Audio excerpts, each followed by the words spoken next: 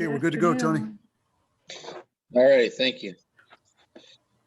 All right, good evening, everyone. Again, I'd like to call the meeting of the Hammond Redevelopment Commission to order on this Tuesday, February 2nd, 2021. It is now 4:32.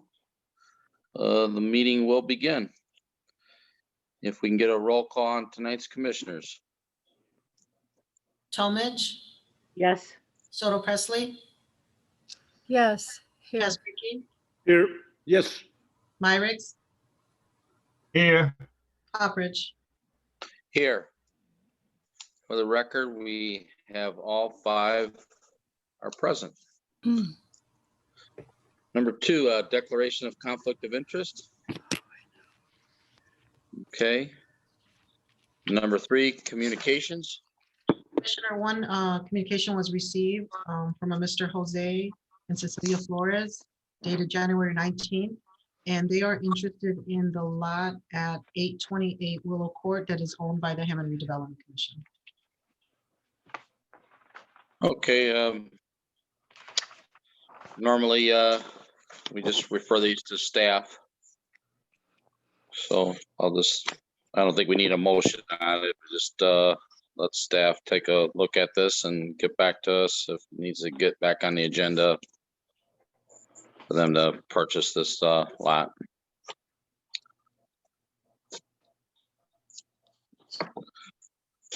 All righty. Number 4 is our minutes. We've got 3 sets of them dating December 15th, 2020, January 5th, 2021, and January 19th, 2021.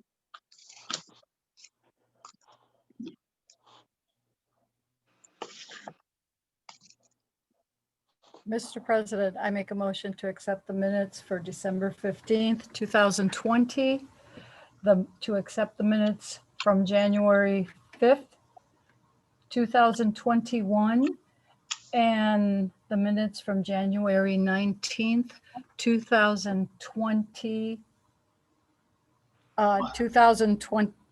2021.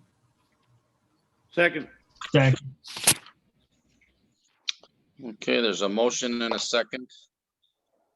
Our minutes as listed with those dates.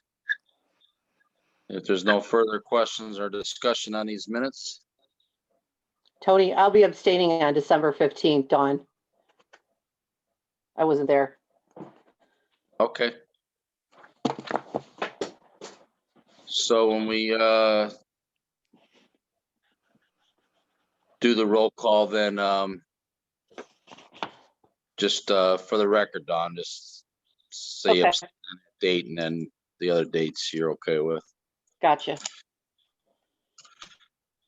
Okay, then roll call, please. Talmadge, Yes. that's with an abstention from, Well, yep. December 15th. okay. Soto Presley, Yes, Casperkey, Yes. Myricks, Yes. Hopperidge. Yes, motion passes for, I'll just read them, December 15th, 2020 with 1 abstain. That's 4 yes, 1 abstain. January 5th, 2021. That's all 5 yes, motion passes. And January 19th, 2021, all 5 yes. So that passes. Okay. Number 5 is homebound conditional forgivable loan. We got one applicant, Eric Brown, for 4719 Johnson. Commissioners, this is Alana, and we're seeking approval for the homebound conditional forgivable loan for Miss Erica Brown. She's purchasing 4719 Johnson Avenue. Miss Erica Brown is on the Zoom if you have any questions for her. Oh, wow. That's been a long time. Hey, So, Ms. Brown, how did you hear about our program? Hey, how you doing? Actually, How did you hear about our program? I heard about your program through my realtor. May I ask who's your realtor? well, it was my Illinois realtor. Her name is Shanika Finley. Oh, okay. Well, and I don't happen to know her, but that's not important. Does anyone else have any questions for Ms. Brown? Ms. Brown, you're a first-time home buyer? Yes. That's all I have. That's my only question. Okay. Mr. President, no other- if there's no further questions, I move for the approval of Erica Brown at 4719 Johnson. I second that. Okay, we have a motion and a second. That's for the home bond conditional forgivable loan approval for Erica Brown at 4719 Johnson. Can we have a roll call then, please? Talmadge, Yes. Soto Presley, Yes. Casperky, Yes. Myricks,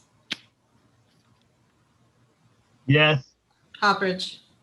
Yes, motion passes 5 yes. Congratulations, Ms. Brown. Thank you for zooming in tonight. Thank Yes. you. Yes, congratulations. Thank you, Ms. Brown. Andrea, Andrea You're will definitely be in touch with you soon to tell you what the next steps are, okay? Okay. Okay, talk to you later. Bye-bye. Thank you, Awana, presenting that. No problem. Okay, number 6, Emergency Program Commission notification. For the record, it's Kathy Hall. Looks like a plumbing at 1629 174th Street in the amount of $4,875.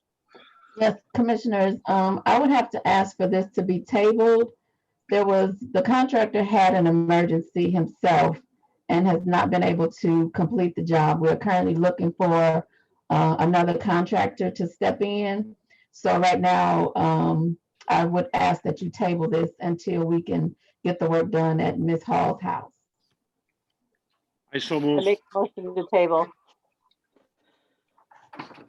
All right, we had a motion. I didn't hear a second. I second that. Okay.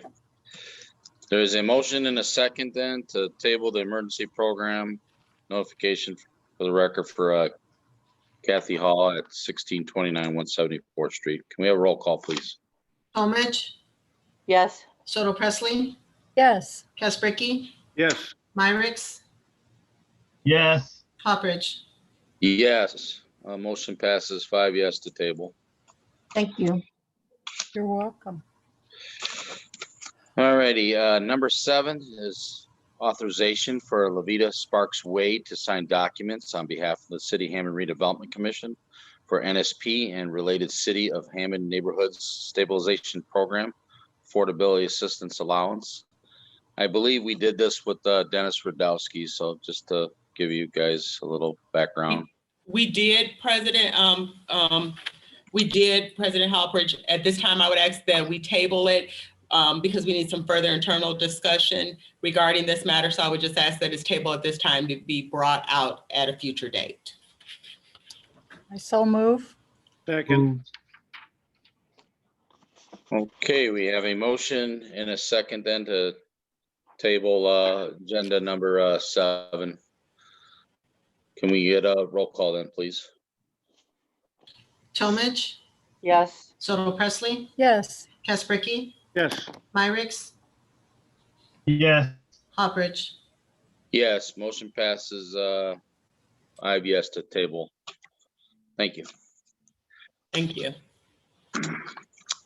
Number 8 is approval of data center expansion through the Economic Improvement District.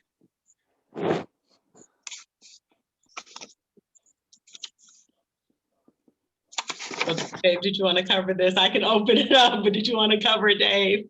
I will, if you want to go ahead and open it up. Okay, so members of the commission, in your package, you will find a letter of support for the Digital Crossroads expansion through an economic development improvement district. As many of you are aware, this is a very large project that we're very proud of. It's the first data center within the city of Hammond. As you read the letter, you will state all the benefits that this development brings to the city of Hammond. One of the major ones is it's at the site of a former State Line generating plant, which supplied energy to more than 1 million homes in Northwest Indiana. Unfortunately, fortunately or unfortunately, how you want to, depending on how you want to look at it, after so many years of being in operation, the state line generating plant was closed. And so that site sat vacant for quite a while. It was very hard to get any interest on it because it was just a challenging site because of what it was formerly used as. The good news is that we did have a developer that stepped forward that wanted to do a very innovative data center there. And they have it's a really good project. They have, it's transformative. They're going to use environmentally sustainable development that will provide a closed loop multimodal cooling system that will reduce the need for artificial refrigerants. So one of the main components of this project is that it's very environmentally conscious. They will also partner with Purdue University to build a 4,000 square foot smart greenhouse that will use some of the waste heat from the data center to grow crops crops, which this is the first of its kind in the US. So we're very excited about this project. At this time, Attorney Westland will explain the purpose of this letter as well as the Economic Development Improvement District. So you will recall this original project came to you, I think it was about 2 years ago, maybe 3. Maybe my years run together as I get older, but we did a development agreement with the data center folks for their proof of concept phase, and they received an incentive of $8 million in TIF bonds. That proof of concept phase, they were supposed to build building 1, and they were supposed to put about $40 million into the project, which they've now, the total for building 1 as of December 31st, 2020, their investment is $68 million. So they've exceeded what everyone was anticipating with regard to building 1. And they've come back to the city and said, hey, we've got the potential to really play with some of the big players in the data center industry, like, for instance, I don't want to name anyone specifically, but the largest players in this field and in the computer technology field. To do that, we need to build building 2, we need to expand building 1, and we may need to go into building 3. They want to do what's called an economic improvement district. They could have come back and said, hey, our first TIF was so successful, we want to do another TIF. But the incentive they want is an economic improvement district, which is a creature of statute. And what it essentially is an overlay district where the owners of that district pay a tax that then funds the district. It would be, for instance, if a subdivision decided they wanted to build a road in the subdivision, but didn't want to go to the city or the town to have the road built, they could petition for an economic improvement district, build the road, tax themselves over time, and pay for it that way. So that's the short answer of what they're looking to do. And in order to get an economic improvement district done, they need city council approval to do that, to voluntarily pay higher taxes so that then a bond could be floated in a financing instrument. During the course of time over the last 3 to 6 months with the city council and working on this project, I was in front of the city council probably a month ago, and they said, hey, what does the redevelopment commission think about this project? And my answer was, they've not taken a formal vote on the project. My suspicion would be that they'd be in favor of it, but it's never really been formally presented to them. And so a couple of the councilmen said, we'd like some sort of correspondence from the redevelopment commission saying whether they're in favor of this or not. So here we are. You have a letter that Africa drafted for Tony on behalf of the Redevelopment Commission in favor of this project. The kind of pluses to doing this economic improvement district minimizes any risk to the city down to next to nothing. They're going to be getting about $30 million. It doesn't affect the city's credit rating. It doesn't affect, it's not a debt of the city or the redevelopment commission. It's specifically a debt of that landowner. There's a annual fee paid to the city to maintain the district, quote unquote, which really just consists of annual board meetings. There'll be 3 board members appointed probably, and they have to be Hammond landowners, preferably landowners in the district, which means it'll be 1 person from the data center, 1 person from the city, because the city owns land right in and around there, and then 1 other landowner in the city of Hammond. So that's kind of the sum and substance in whether you generally support this expansion project by the data center folks, and whether you care to weigh in on it. The city council has asked that you weigh in. I mean, the numbers they're talking about in terms of an economic development engine, they're talking in excess of $120 million of investment over the next 3 to 5 years. So it's astronomical, and could be transformative, quite frankly. So that's kind of where we're at, and I would answer any questions. If I missed anything, I kind of 10,000 foot overview, but. No, you had all the pertinent points. Kind of hard. It's hard to think of a reason that we'd be against a major expansion in the data center, which is the biggest project that I know of happening in Hammond. But I do question why all of a sudden the council passed the buck to us a little bit. It seems kind of unique. Normally, I don't know. Just see, I'm haven't been here that long, but I don't think it's ever happened this way before, where they're, looking for somebody else to attach to. Well, I think there's a couple of reasons, Wally, for that.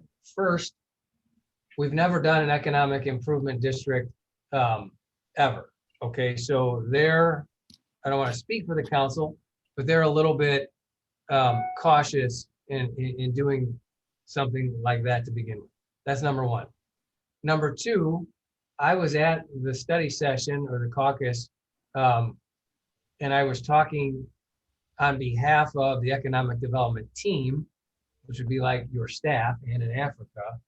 And I don't remember which councilman said, so the redevelopment commission's in favor of this. And I was like, well, yeah, but we haven't formally presented it to them. So that's what we're doing now.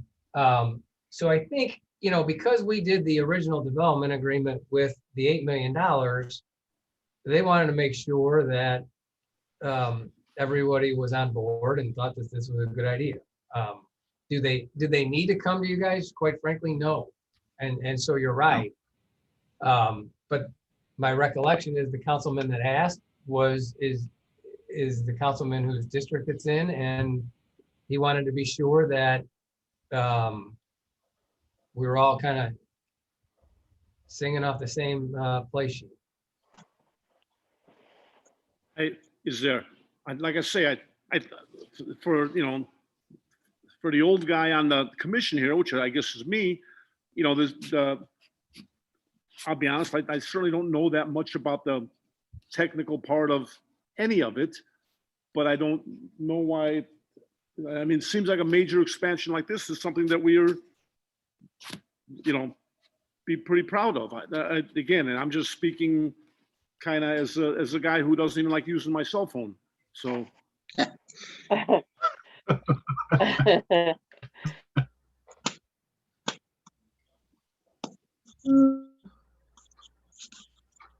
I agree. This project of this magnitude with those kind of dollars gonna be invested, and then to continue on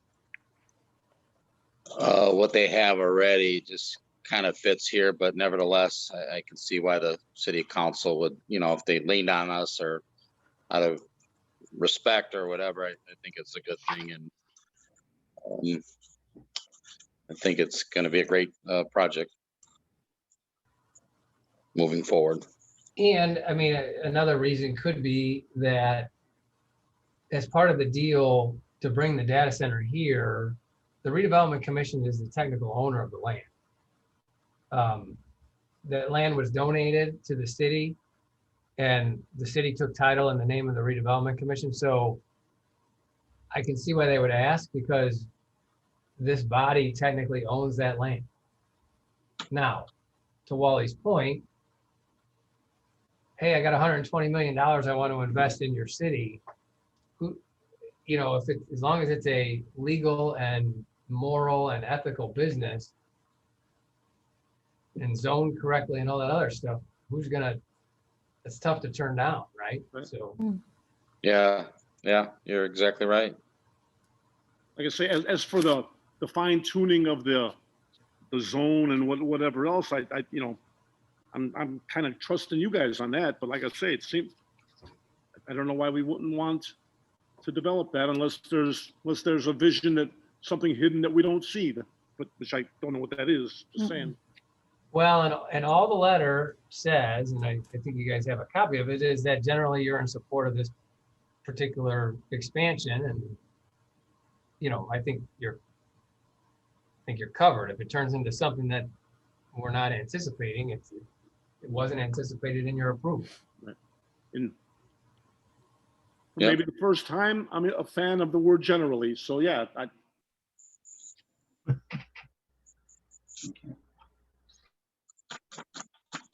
All righty. Questions or discussion? Mr. President, approval of the data center expansion through economic and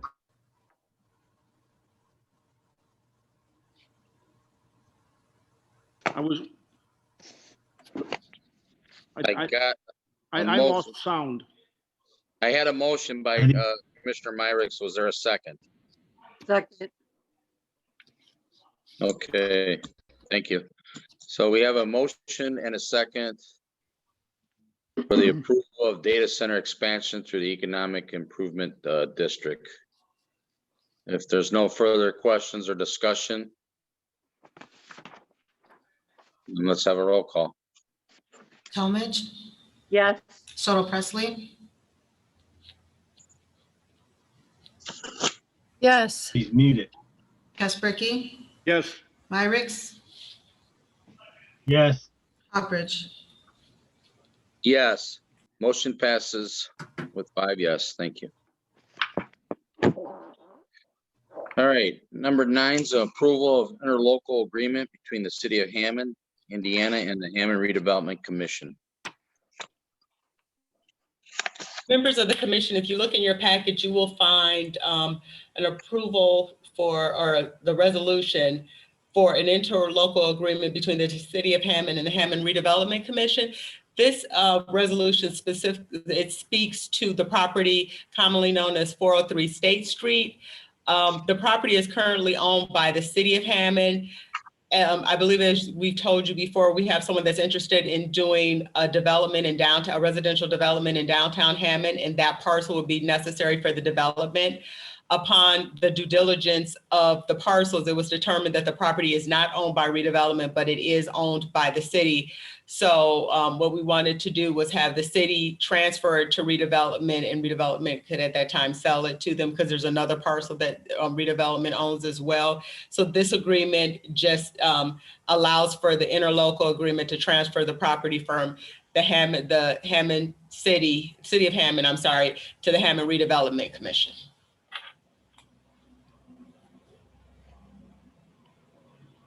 I think I covered it correctly, but if not, Dave can step in and say if there's something else needed. No, that's it. Number 9 and 10 are basically the same thing. So your motion could be to approve resolution 02-2021 and the interlocal agreement, and that would cover both. I so move. Second. Okay, we have a motion and a second for the resolution number 02-221 and the interlocal agreement. Is there any further questions or discussion?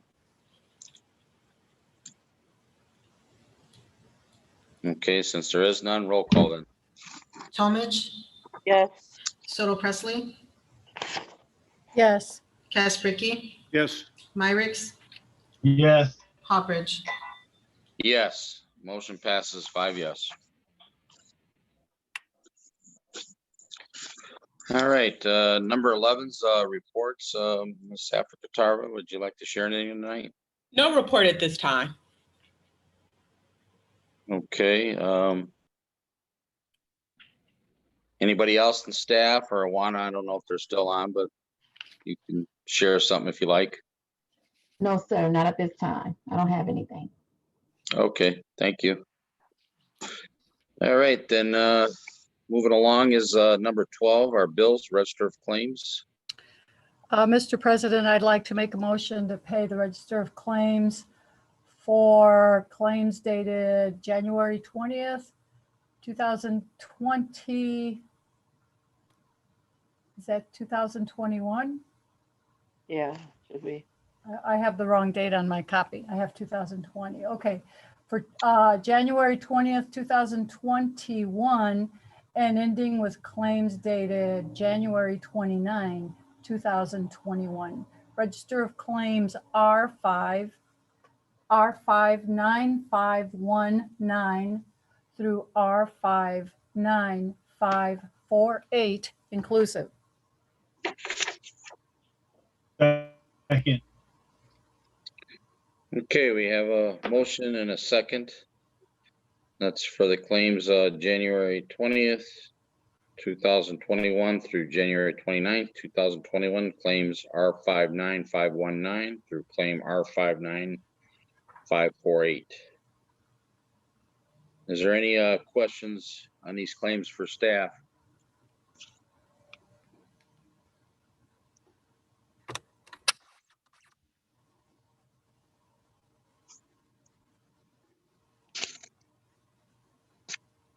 Okay, then roll call, please.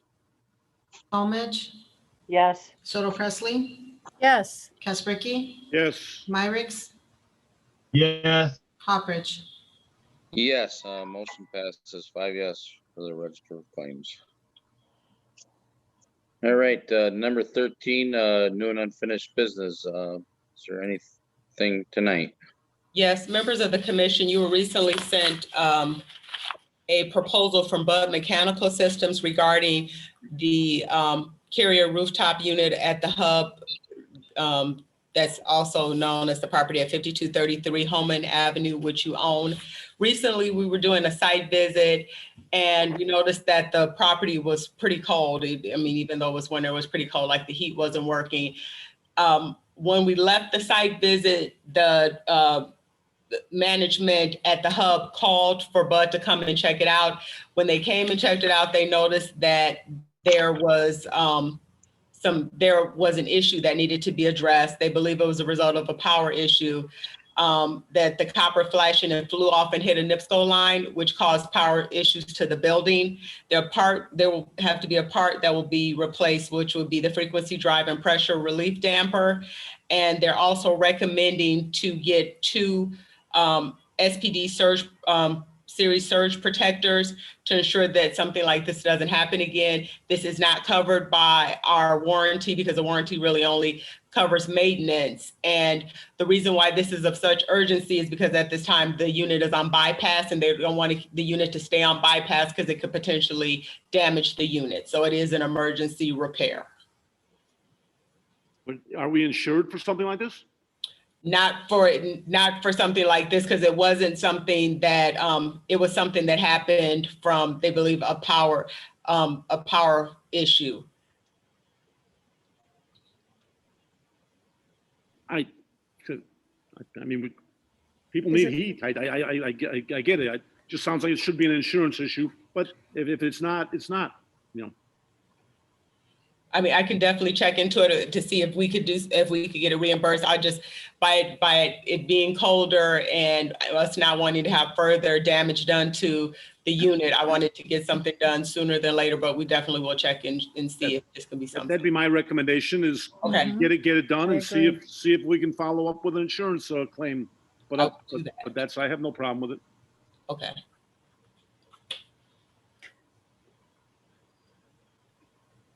I have a question. Okay. Yeah, I noticed on the letter that they sent that they also talked about a warranty.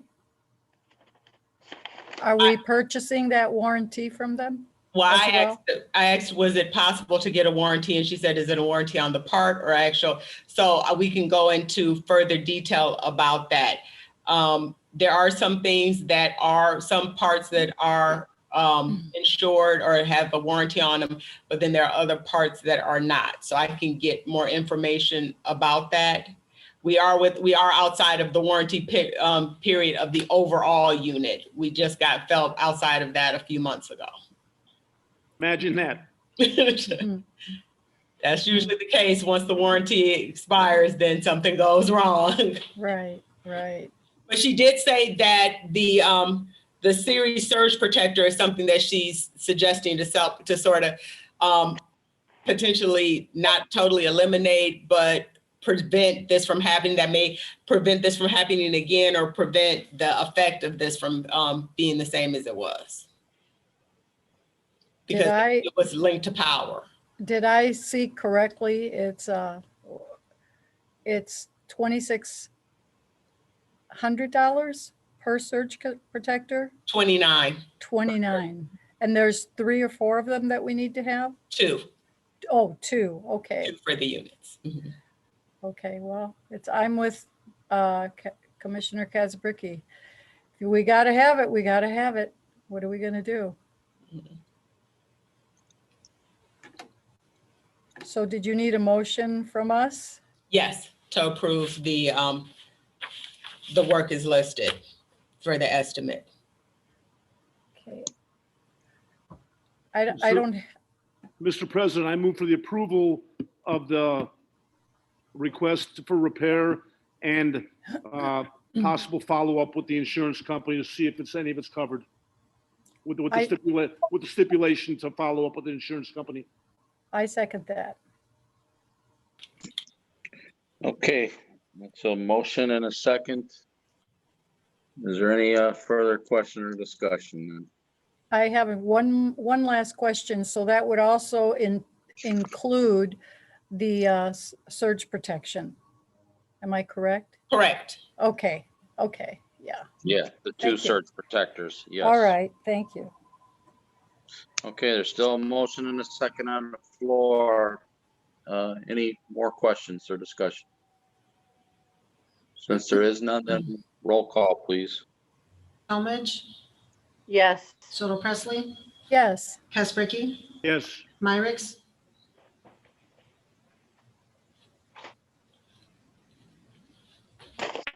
did Myricks Myricks? answer? Greg? Yes. Okay. Yes, Albert, Yes, thank you. Motion passes with 5 yes. Thank you. Woohoo. Is there any other items to discuss tonight? No, that will conclude new and unfinished business at this time. Okay, very good. Then moving along, number 14 is public comment. It is now open. If anybody's out there listening, you can chime in now. You have 3 minutes to speak.